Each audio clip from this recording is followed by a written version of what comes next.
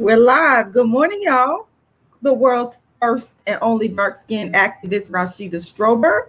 Good morning, everybody. Give me a second here. I am going to give you guys a chance to realize that I am here. It is the world's first and only dark-skinned activist.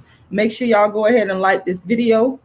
Make sure y'all go ahead and share this video because I'm going to be talking to y'all this morning about how this whole thing got started. This whole dark skin thing got started. This is very important information. And I just want to do a sound check. Can you guys hear me? Can you guys hear me?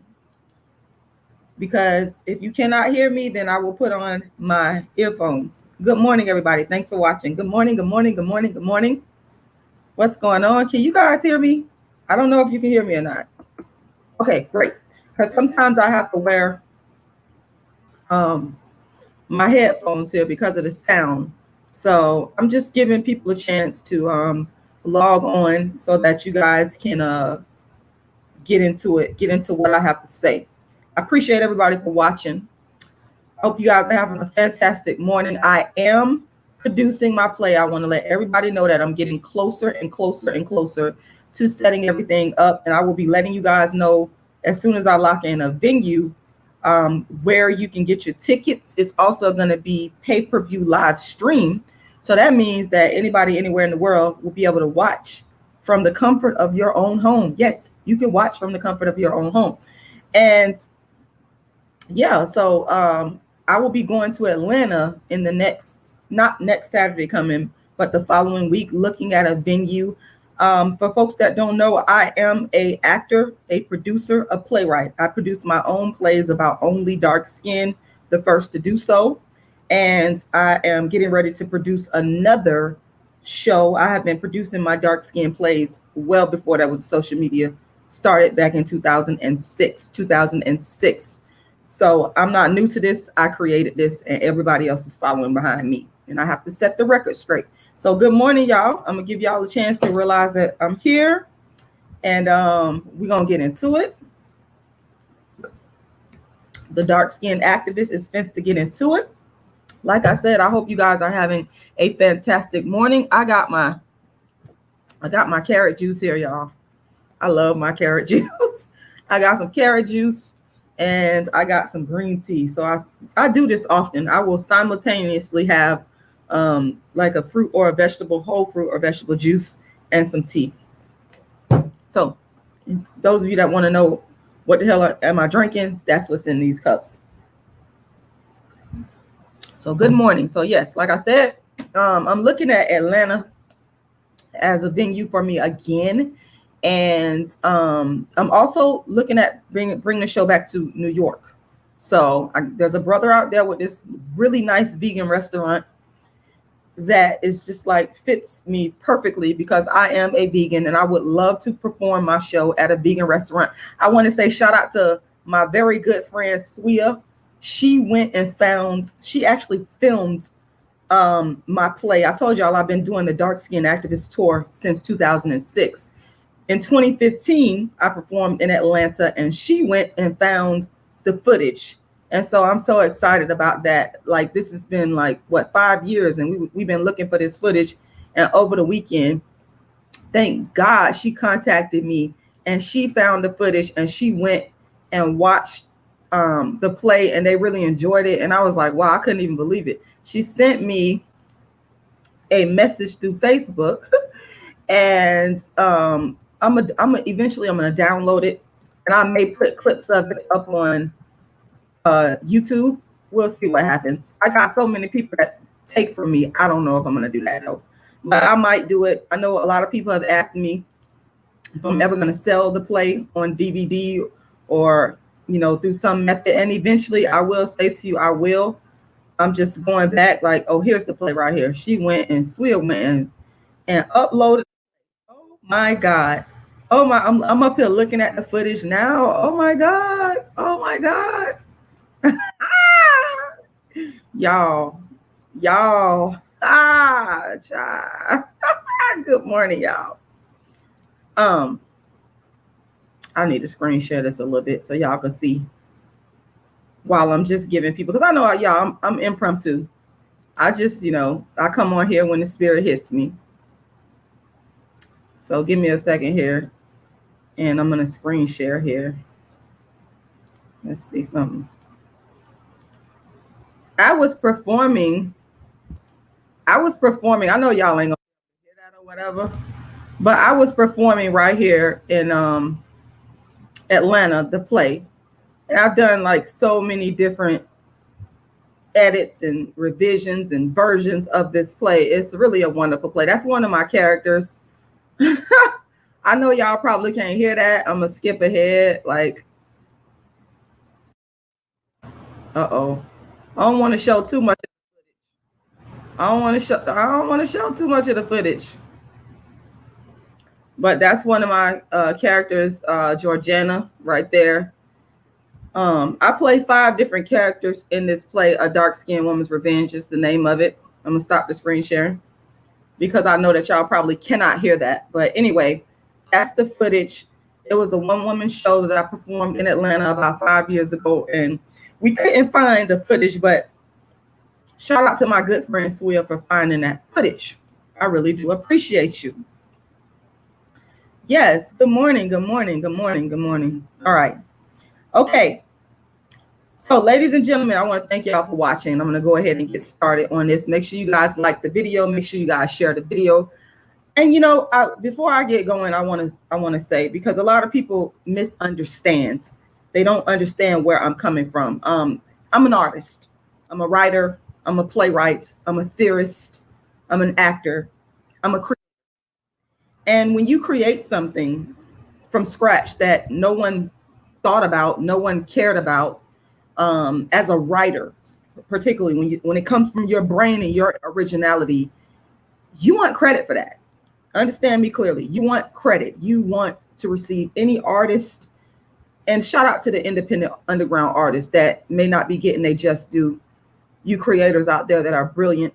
I really do appreciate y'all. You want credit for your work.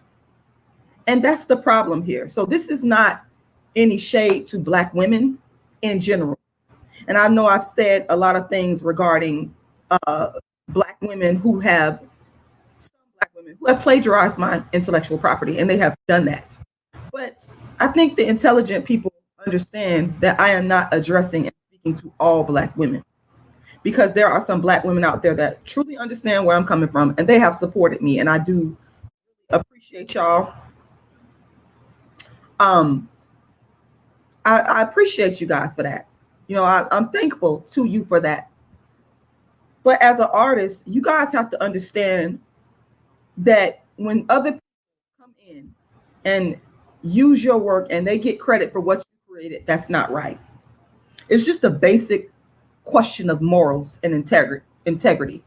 That's what we're really talking about here. We're talking about morals and basic integrity, in which I made a post on Facebook the other day that said, I'm losing hope in the human race, because I see that a lot of people just simply do not have morals and integrity. And I'm a person that does. I would never steal from somebody. Oh gosh, y'all, give me a second, y'all.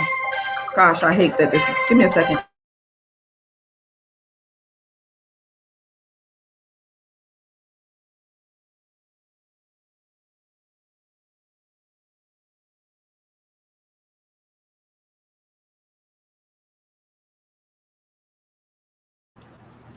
Sorry about that. I was expecting an important phone call to come through. I thought that was the call. But yeah, I just want you guys to understand where I am coming from. At least try to look at it from my point of view.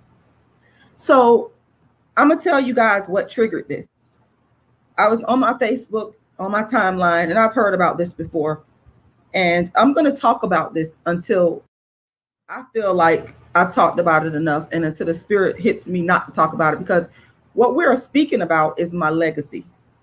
We're speaking about when I'm dead and gone. I want people to know that I, Rashida Strober, created the talk, the discussion, the forum for dark skin. Other people cannot take credit for that. It's a historical fraud. It's a historical robbery. It's wrong. And it puts me in the framework of people like Annie Malone, who Madam C.J. Walker, people give Madam C.J. Walker the credit for being the first Black millionaire and being the first to create these Black hair products, and it wasn't. It was Annie Malone that did that. That's a historical crime. We can't do that. And since I am still living and thriving, and I thank God for my health, I thank God for being a vegan, I thank God for being a marathon runner, I thank God for, you know, my intellect, I'm still here to defend my legacy and tell the truth. And every chance I get to do that, I'm going to do it. And Lupita Nyango, I don't know who her handler is. I might even get in contact with her agent. I don't know what's going on, but apparently these people have not adequately done their research. Apparently these people that are behind her, I don't know who it is, but I do know that false information is going on in regards to giving this woman credit for creating something that she didn't create. And that's wrong. And I'm not going to sit here and to allow that. I'm going to tell the truth because I'm about truth. I'm about honesty and I'm about integrity. And that's what this live is about today. So I was on my Facebook and I'm going to go ahead and pull up the picture right now. And I ran across a article. Give me 1 second, guys. I'm going to pull that article up because I did a screenshot of it because I didn't want to lose the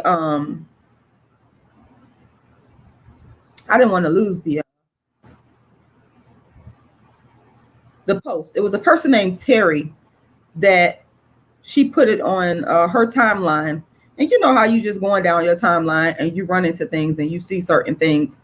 And I ran into this screenshot. I wish I could blow this up. Maybe I could show it to you guys and you guys can see it here. But this is, I just took a screenshot of it. But the headline reads, Black Panther star Lupita Nyong'o's first book encourages girls to love dark skin. Okay. The problem that I have with people like Lupita and other dark skinned women, and I could prove this, you know, this can be proven because people at some point are going to have to be honest, is with the advent of social media, you have people that have had a hard time, artists, writers, thinkers, that have had a hard time getting themselves out, getting their product or their message out to the public. And God brought YouTube along, and it's been a good thing and a bad thing, to allow the smaller people that maybe don't have a platform to get out. And we're able to do it through social media. We're able to come onto YouTube. We're able to come onto Facebook, Instagram, and we're able to promote what we created, original creators. And that's a good and a bad thing because formerly you would have to go through other mechanisms to get out what you were trying to do. And I could tell y'all that because before there was YouTube, before there was social media, as the dark skin activist, I was producing plays back in 2006 on the dark skin activist tour when I lived in Los Angeles. And you had to go through the methods of guerrilla marketing. You had to do, you know, try to get media coverage, contact the media, put out flyers. You didn't have the mechanisms of Facebook and YouTube where I come on here and I tell y'all, hey, listen, come on down to such and such. My first show was on Pico Boulevard in Los Angeles and see the show. Okay. I didn't have this outlet to come and tell y'all. I had to go through the hard work of going to the media and asking them, hey, can you write about what I am doing? And now it's like these celebrities, they feel, a lot of them, I believe, they feel threatened in a sense by people on YouTube, people on social media, because we're getting a voice and our creativity is coming through. And these people are not the only ones that are important anymore. And I feel that they come on to, it's either them or their handlers, because understand the internet is anonymous. Anybody can watch what you're doing. I don't know if a celebrity is probably watching me right now. Celebrities have watched me. I already know this. Okay. They can come onto your channel. They can go to your website. My website is darkskinactivist.com. And anybody in the world, celebrity or not, can come onto your channel, to your website, and they can see what you're doing, and they can create derivatives, plagiarize your work. And that is what a lot of these celebrities are doing. Y'all are in denial about this, but I am telling you that is what has happened to me. Lupita Nyong'o did not start the dark skin movement. Rashida Strober did. Lupita Nyong'o is just now in 2020 talking about dark skin and writing books. I started this entire lane. And what I am saying is I want my credit for it. I'm not going to sit back and allow other people to get my work. It's not right. When you didn't put in the hard work, what you did was you benefited off of what I started back in 1998. And people know that really follow me, the ones that are really truly follow me. You know, I always scream Cola Booth because she's the only one that I can respect that speaks on dark skin. I know it's coming from here because she, like me, we both started in the 90s before there was a YouTube. And what happened after we did all the hard work as the grassroots leaders, we took all the hits. I got death threats. People don't know that. Crystal Swirls, you holler about getting death threats all the time. Honey, that's nothing new. You just now getting onto this YouTube thing. Yeah, I'm throwing in Crystal Swirls here real quick as a side note because she's hollering about getting death threats for speaking out. Well, this is 2020, honey. I've been getting death threats. She hollering about Tommy Sotomayor. Well, you're late to the game because Tommy Sotomayor been trashing Black women for years before you even came along. It's not anything new. And a lot of times these women that come after you that are benefiting off of what you have created, they have no respect. They think that what they're doing is something new. It's not new. Okay? It's what you're doing is not new. So I just have a problem with Lupita Nyong'o being given credit. She's not the voice for dark-skinned women. And let me get back to the point that I was making before. If Lupita Nyong'o first came out with her platform talking about dark skin, if she came out swinging and spoke about dark skin, then I would have said, okay, you know what, she's sincere. But that's not how it happened. That's not what happened. She got famous first, and the prevalence of social media with myself spearheading the dark skin colorism conversation became popular because of me. I started it. I'm the reason anybody talks about dark skin. In the aftermath, she was able to benefit from that. Facts. Nothing but facts. And people can come on here and talk negatively about me all you want, but you can't dispute the facts. That's why I stand my ground. And I continue to speak because people are angry. Some people are angry that I continue to tell the truth about my legacy. Okay, they're angry. I ran across a post on Facebook that said something to the effect of well-behaved women rarely make history. And it's true. People want me to conform and give these women, I'm not going to do that because none of them cared about me. That's what I've learned in this whole thing. A lot of these Black women, they don't care about me. They don't care that I started this. All they care about is stealing and taking for themselves. That's why I don't got no respect for them. That's why I have no problem coming on here and saying, you stole from me. You didn't start this. You should be thanking me. And I'm going to keep saying that until the day I leave this earth. And I'm going to write about it in my book called Inventing Dark Skin Activism, the Rashida Strober story. Because I want people to know the truth. It is the right of the people to know the truth. We cannot perpetuate historical lies. Reminds me of what happened to the Indians and the Europeans, where the Europeans were saying that Columbus discovered America. That's a historical lie. We can't say Lupita Nyong'o started dark skin activism or any other dark skin woman. You didn't. It's a historical lie. It is a fraud. And I'm not giving credit or respect to anybody. If Rashida Strober's name is not said, I dismiss you because you're not being honest. You're not being honest. So, you know, for those of you that have a problem with what I'm saying,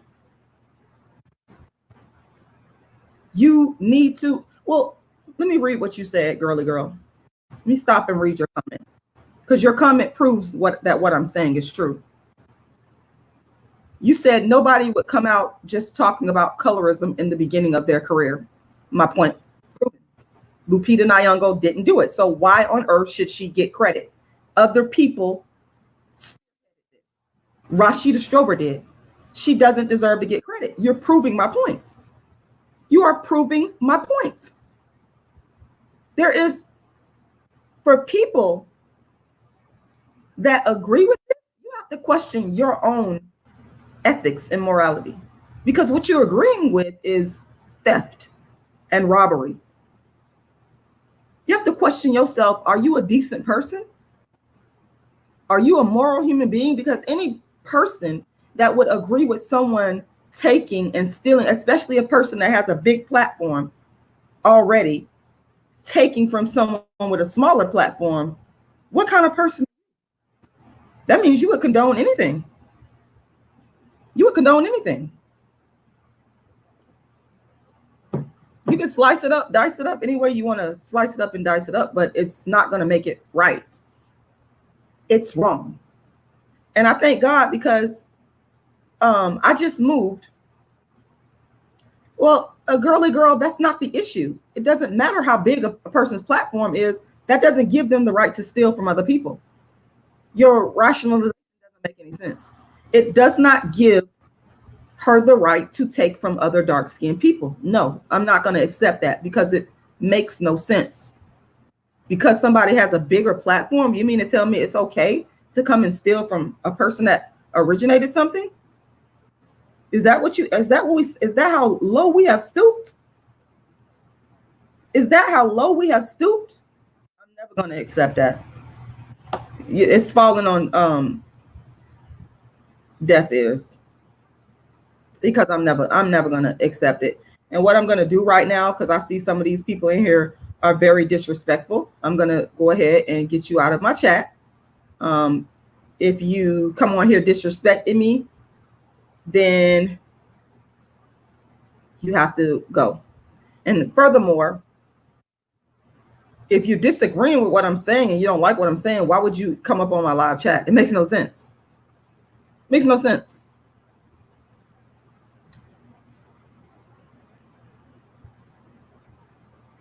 Okay, let me see. I'm going to get people, because I don't want people on here that are not supporters. If you're not a supporter, I'm just going to go ahead and delete you out of the comment section. Waste of my time.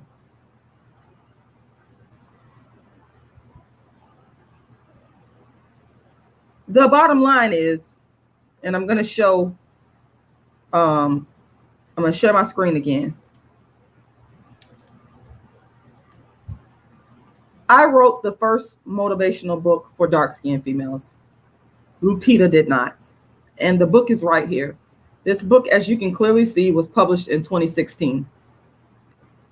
It's right here on Amazon. It's called How to Be the Hottest Dark-Skinned Chick on the Planet. And if you read the description, you can clearly see this is the first motivational book in the world for dark-skinned females. So I don't understand why Lupita Nyong'o should get credit. I don't care about her platform. That's not the issue.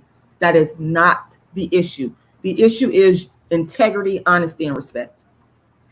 The first book written for dark-skinned females was written by myself, Rashida Strober, and it's called How to Be the Hottest Dark-Skinned Chick on the Planet. It's right here.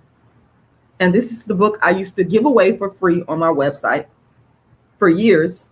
And the way that Black people thanked me, they came onto my website, downloaded the book, read it, and began plagiarizing. That's what happened. And this all stemmed back from the Kendrick Lamar situation in 2015. Understand, the colorism, the darkism discussion came about because of a post that I made about Kendrick Lamar. And that's when people knew who I was and what it is that I do and what I created and originated as the dark-skinned activist. The people got wind of who I was back in 2014 when I was asked to come on to Tommy Sotomayor show by Tommy Sotomayor himself and talk about my dark skin agenda and promote my book, A Dark Skinned Woman's Revenge. So I said, this is stuff predates Lupita Nyango. You're not going to give her credit for what I created. I'm not having it. I have a whole slew of books right here on Amazon where you can clearly see I've written more books on dark skin than anybody in the world. So 2014, dark skin activism becomes more popular. Then in 2015, it went viral to millions with a post that I made about Kendrick Lamar, where I was made Donkey of the Day for being the dark skin activist. In the aftermath is when you started seeing people plagiarize and copy me and talk about colorism and darkism. That's how this conversation got started. Lupita Nyango did not start it. Now, if we go back, and here's my website, just so you guys know, it's darkskinactivist.com. You can go there and you can read the history, a brief history. There's a lot more regarding how and why dark skin activism was started. And once again, it's darkskinactivist.com. And I'll copy and paste that and throw that in the chat box for people that are interested in, there you go, that are interested in reading up more information. Now, I'm going to stop the screen sharing because I just had to show that book. So I've told you guys how and why dark skin activism got started, but it bears repeating. I have to keep putting out the message, the public service announcements, because people continue to take and rip me off. And like I said, while I'm alive and breathing, it is my responsibility to come to the public and say, this is not right. This is the real truth. This is the truth. These people are frauds. They're fake. This is the truth. So I just moved recently, and you know, when you move, sometimes you go through your things, and I got a chance to find a lot of my original dark skin activist work in this book, in this box right here. So what I did, I got a box loaded with all of the history of my work, because I'm writing a book called Inventing Dark Skin Activism, the Rashida Strober Story. And actually, the book is already written. I'm just adding chapters because stuff keeps happening. Like I never saw people plagiarizing my work coming. I never imagined that in a million years. So I'm adding to the book about the plagiarism that has taken place specifically since 2015. And as I was moving, I ran across a lot of my old documents in my work as a dark skin activist that I'm going to be including pictures in my book. I'm going to be including the actual documentation, because understand, y'all, I have a degree, a bachelor's degree in history. My bachelor's degree is in history from the University of South Florida, and my master's degree is in political science from the University of South Florida. So my brain is hardwired to historical phenomena and historical accuracy. That's why I think the way that I do, because I've studied different people and movements in history, and it is very important that people that actually created and did things get credit for it. That's very important to me. I'm coming from a historical mindset. So I have this whole box right here with all of my dark skin activist work, and I'm going to be including the documents in my book, Inventing Dark Skin Activism, the Rashida Strober Story. And one of the things that I ran across is my historic speech that started dark skin activism. This is it right here. And it's kind of out of order, but this is the original. This right here is a historical document. This is the speech that started dark skin activism in 1998. It is the speech that I gave at St. Pete College that gave birth to the first platform in history for dark skin, known as dark skin activism. And I found it. I went through, like I said, I went through some of my boxes and I found it. And it's right here. You can't. lie about documents. I wouldn't. It's right here. And anybody that want to fact check, you can get in contact with St. Petersburg College and you can do your fact check, because there was a $200 award that was at stake for the winner of this lecture/speech contest for African American History Month. And I won, and I went to go pick up my check at the bookstore. And of course, being that this is a public institution, they have to keep records. So you can go and fact check and find out that what I'm saying is the truth. I don't have to lie.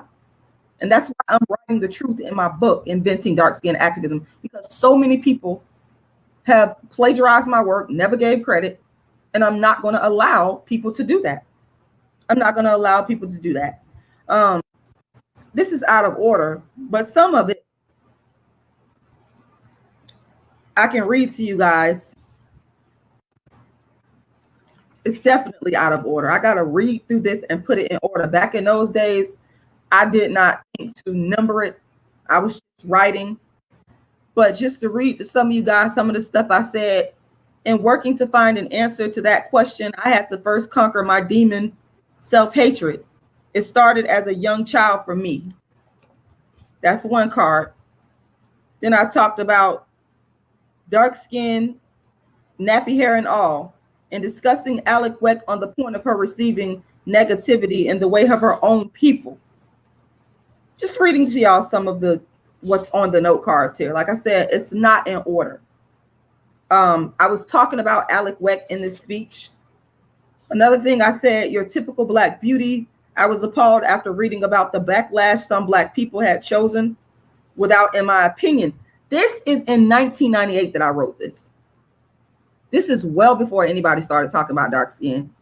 And I know y'all find me, some of y'all find me very entertaining. Some of y'all want me to come on here and sing my signature song. You ain't been talking about dark skin. Y'all love that. But literally, you ain't been talking about dark skin until you heard Rashida Strober do it. Because I did this starting in 1998.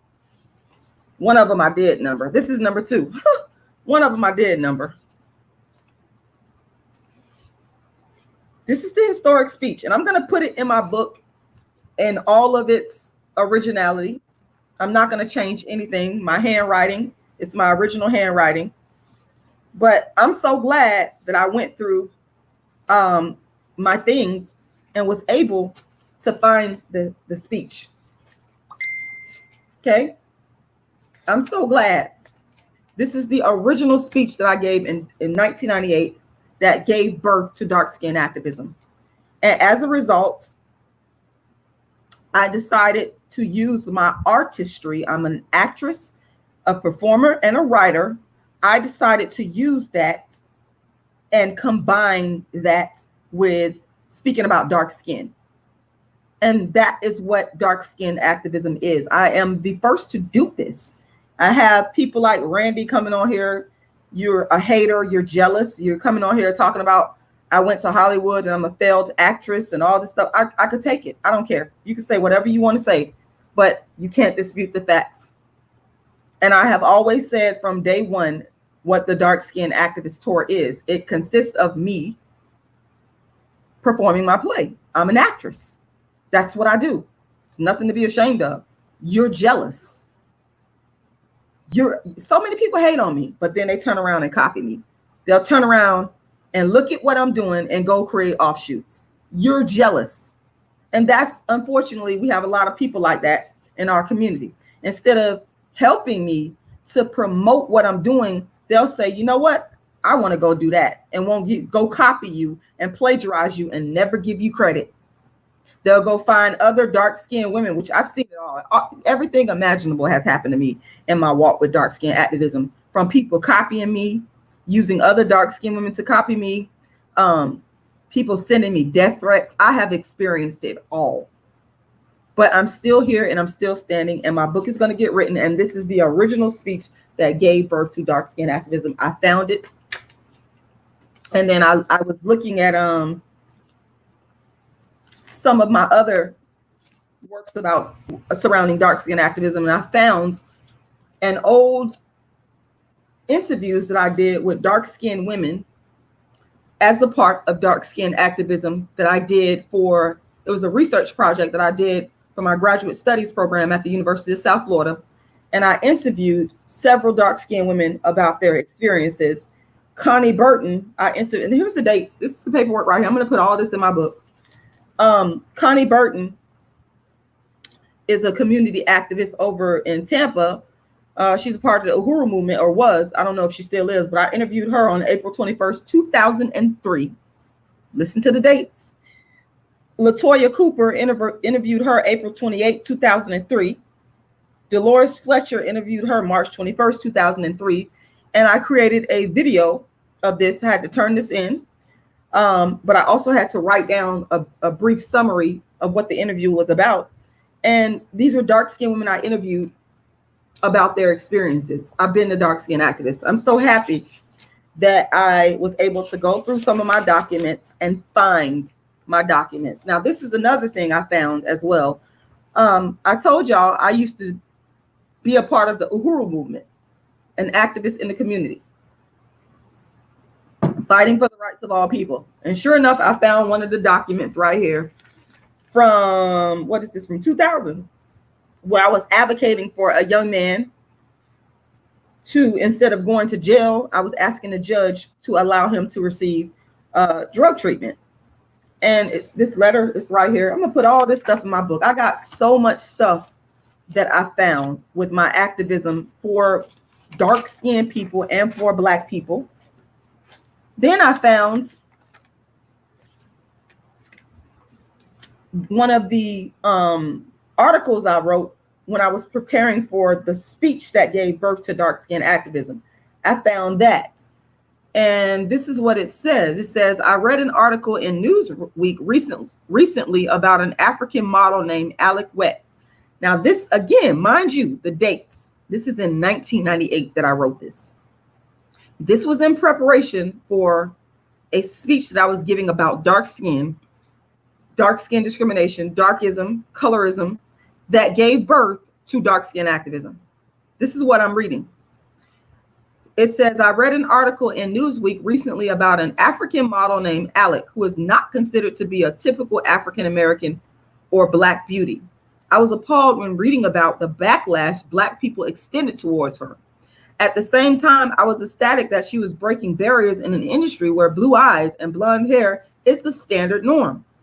I said that to say this: we as Black people need to begin to become proud of our true heritage and not be afraid to show it.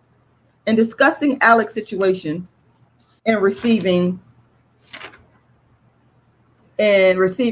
not really, okay, I don't know what that is, but let me go to the next page. It was the second page here. I only have the third page. Let me read the third page. There is a modern day plantation prevalent in society today. It rears its ugly head in TV, movies, and magazines in the sense that the natural culture of beauty of Black pride as much as the mainstream. I'm talking as a fan, as a dark skin and nappy hair. The self-hatred fits into this equation when Black people attempt to change their God-given, and I emphasize God-given natural beauty, to fit into the mainstream. Okay, and I'm going to put this in my book. And as you can see, this is old paper. This cannot be replicated. This is the actual paper that I wrote this speech on. I remember that I was writing it and revising it, and some of it it's lost because this says number 1 and this says number 3, but apparently I lost page number 2. But the bottom line is I have receipts of me creating this dark skin activism before anybody thought about it, and I'm so happy that I went through my things and I found tons of receipts. I mean, literally tons of things that I have that in this box that supports that I created dark skin activism. It's right there. And I'm going to be putting some other interesting things in here. Like I found my folder when I took the Sister Locs class back in 2004. Sister Locs is like a natural hairstyle for Black women. And this is some of the stuff I you know, as a historian, person with a degree in history, I keep things. And I'm just so happy that I kept this stuff. This is the letter that the Sister Locs company sent me when I was signing up for it. But this is the folder that I kept everything in. I've always been about promoting Blackness. Looked at some of my old papers that I wrote when I was in graduate school. And clearly it reflects an ideology that supports dark-skinned people. So, you know, I'm just going to keep putting this information out here. I'm not going to stop putting out the information. And like I said, I'm going to be writing the completing of writing my book, Inventing Dark Skin Activism, the Rashida Strober story, so that people will have the true history of how the dark skin, the colorism conversation got started, and the person that originated it get credit. And I will forever, until these Black women make it right with me, I will be forever their enemy, because it's wrong. You can hate me or love me. I don't care. I've been the object of a lot of hate. I can take it. But I stand on what is moral, what is righteous, and what is just. And until these dark-skinned women do right by me and be honest, I'll always be at odds. They need to come to me and apologize. They need to come to the people and apologize. And they need to tell the truth. They need to tell the truth. Simple as that. You know? They need to tell the truth. Only the truth says, and this is something that a brother this morning, he came onto my Facebook page, and I'm glad you mentioned that, this, what you just said, only the truth, about Rosa Parks not being the first to get up out of her seat. There's a young lady named Claudette Colvin, and I have been talking about her for years before people started talking about her on my Facebook. At least for 10 years, I've been talking about this woman, letting people know that she was actually the first to refuse to get up out of her seat, and she's dark-skinned, and it's darkism that they're not crediting her, and they're crediting Rosa Parks. But I want my credit for saying it. So a brother this morning sent me a post by the BBC. In 2020, you're just now saying this. It's just so wrong how we just don't respect each other. And I'm just not going to let people do this to me. No matter how much you think I'm a narcissist, you tell me I need mental help, you can say whatever you want to. I'm not going to worry about that no more. I'm about truth and honesty. One thing you will not be able to say is Rashida is a liar. I've always came and told y'all the truth.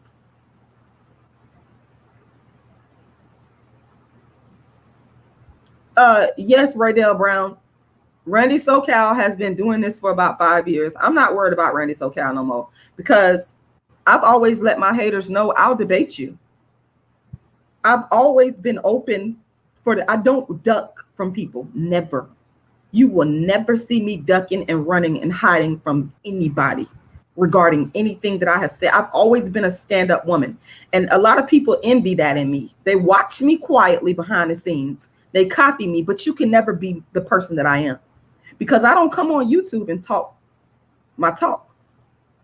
If a person says to me, Rashida, I want to sit down and have a sit down and talk, a debate with you and debate these ideas, I say, let's set it up. Now, here recently, I've learned not to let people exploit me and waste my time, but I'll debate anybody. I never duck and hide. Tommy Sotomayor, never duck and hide from him.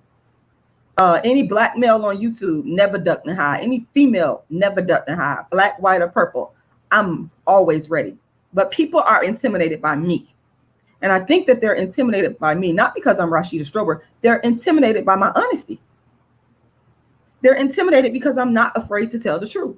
They're intimidated because, so what they do is they do things like what Randy SoCal is doing. They say, you need mental help. They say, you are crazy. They call me names. And it is a deflection because they can't tell the truth.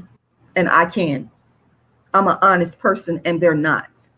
They can get on YouTube. They can get on these platforms. They can talk all types of trash about me. Some of them even lie on me.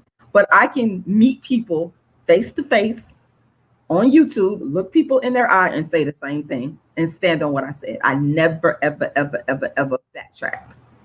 The only way you'll hear me backtrack if someone presents evidence that is factual, that is truthful, that is honest.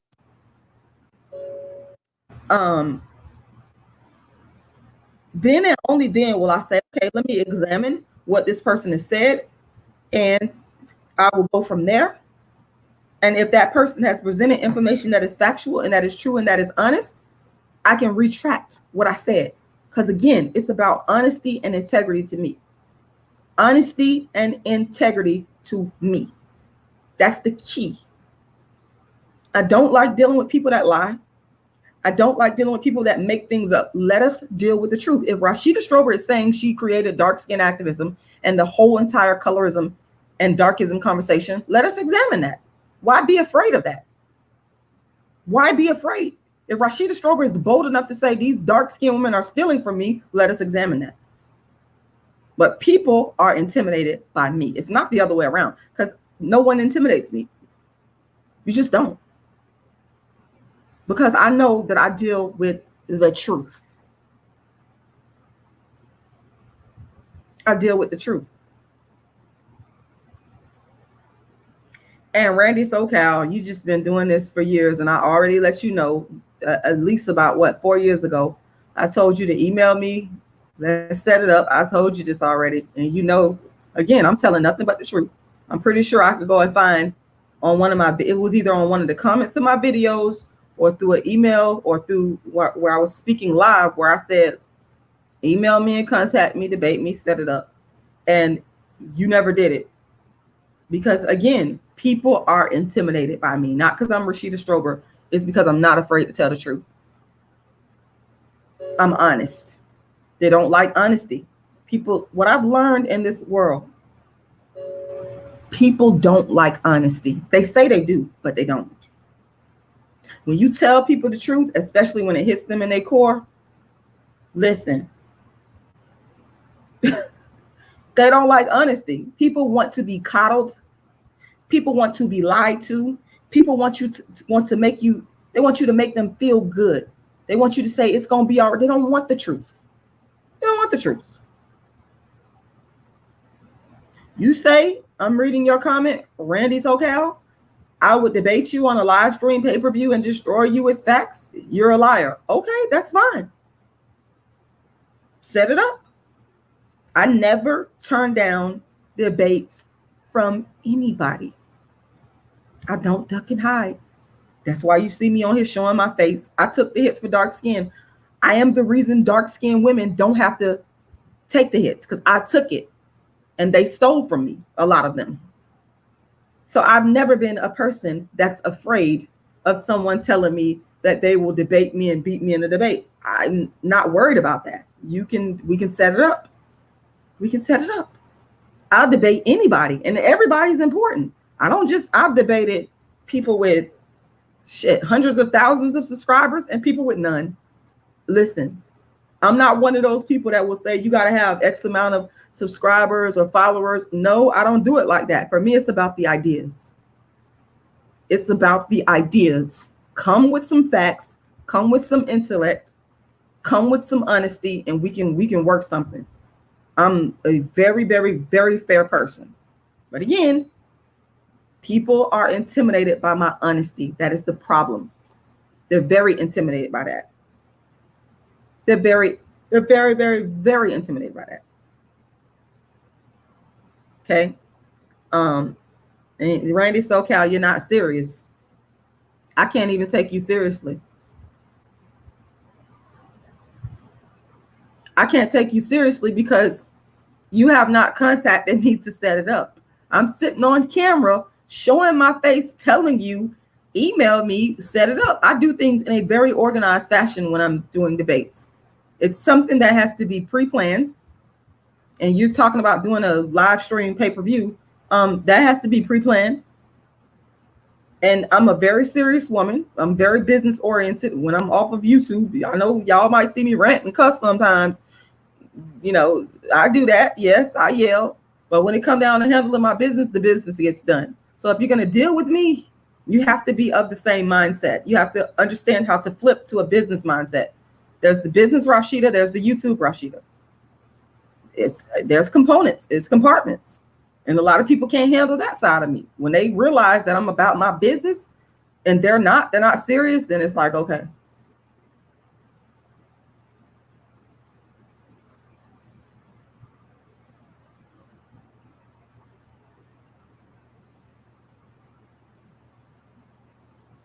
I'm waiting.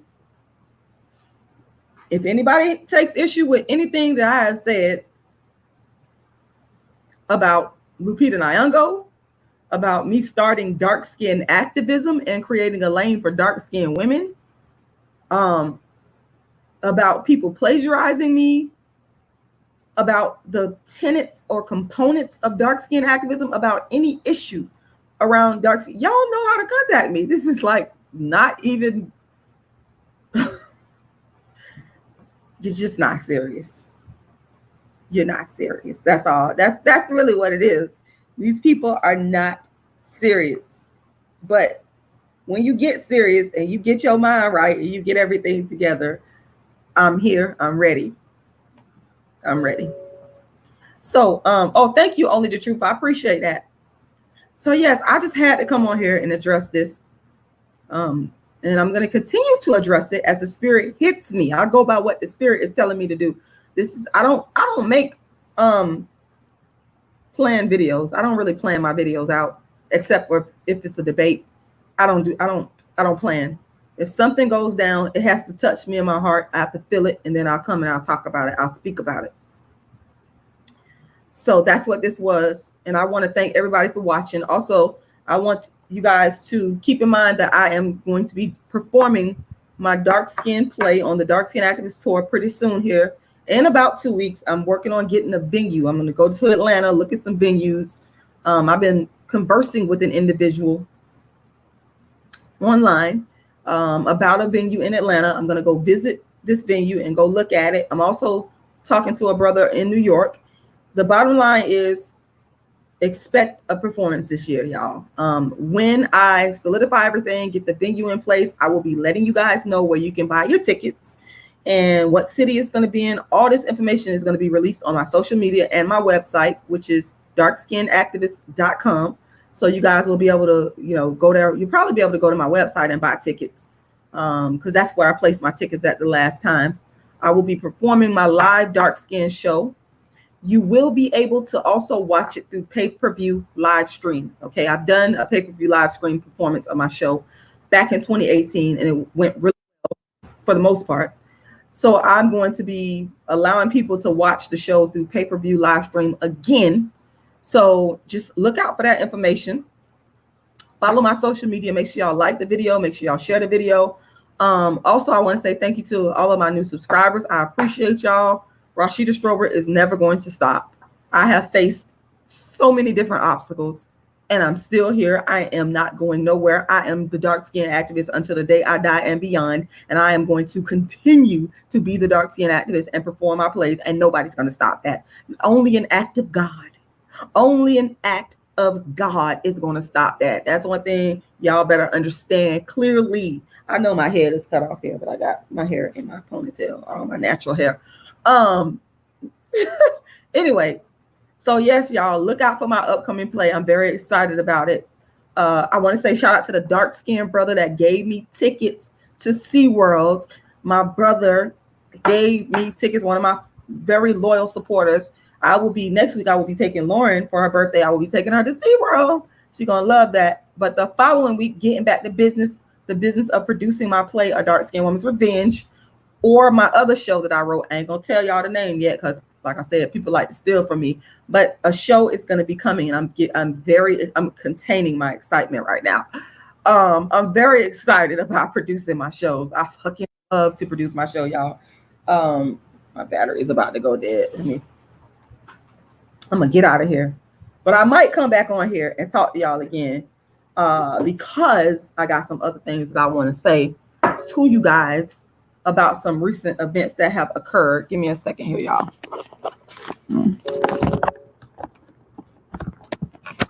Okay. Sorry about that, y'all. I had to plug in the battery on my laptop. But anyway, so yes, that's it, y'all. I want to thank y'all for watching.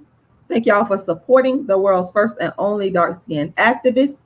And like I said, Randy SoCal, you are so free to email me. I'm telling you this 5 years later, anybody I will debate anybody. I do not care. I don't understand Randy SoCal. He comes on here talk all this trash to me, and he never is ready for it to go down. He's never ready for it to go down. I mean, I don't understand it. It is the world's first and only dark-skinned activist, Rashida, the creator, the inventor, the designer, the architect of the very first platform in history for dark skin, known as dark skin activism. I am the first person in history to write a motivational book for dark-skinned females, not Lupita Nyango. Those of you, that's the truth. We need to understand that. It's very important. And I'm going to be here. I'm going to be the dark-skinned activist until the day I die. I'm in it for the long run. I don't jump on trends. I don't watch other people and be like, ooh, let me jump on that and get a taste of that. I don't have to steal from other people. I'm the originator. I am here for the long haul.